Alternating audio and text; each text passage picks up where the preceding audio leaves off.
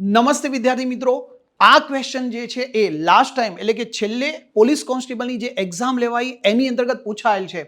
ભારતમાં રાજ્યની સીમા નીચેના પૈકી કયા આર્ટિકલમાં સૂચવાયેલી પ્રક્રિયા દ્વારા બદલી શકાય?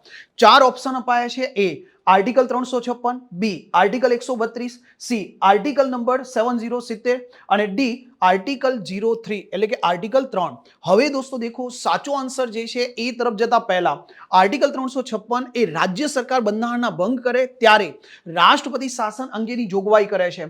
આર્ટિકલ નંબર 132 જેની અંતર્ગત બંધારણના અર્થઘટન અંગેના કેસ છે તો હાઈકોર્ટમાંથી સુપ્રીમ કોર્ટમાં અપીલ માટેની ચર્ચા કરે છે. આર્ટિકલ નંબર 70 જે ચર્ચા કરે છે કે આકસ્મિક પરિસ્થિતિમાં રાષ્ટ્રપતિના કાર્ય બજાવવા માટે સંસદ કાયદા દ્વારા જોગવાઈ કરી શકે. અને આર્ટિકલ નંબર 3 જે છે આંતરિક વેપાર, જેની અંતર્ગત એકમાંથી 2 કે તેથી વધુ રાજ્ય બનાવવા, 2 કે તેથી વધુ રાજ્ય ભેગા કરી એક રાજ્ય બનાવવું, રાજ્યની સરહદમાં વધારો, રાજ્યની સરહદમાં ઘટાડો, સાથે સાથે રાજ્યના સીમા પરિવર્તન, નામ પરિવર્તન, આ અંગેની જોગવાઈ. તો એ સાચો આન્સર કયો બને છે? આર્ટિકલ 3 ની પ્રક્રિયામાં રાજ્યના સીમા પરિવર્તન અંગેની ચર્ચા જે છે એ દેખવા મળે છે.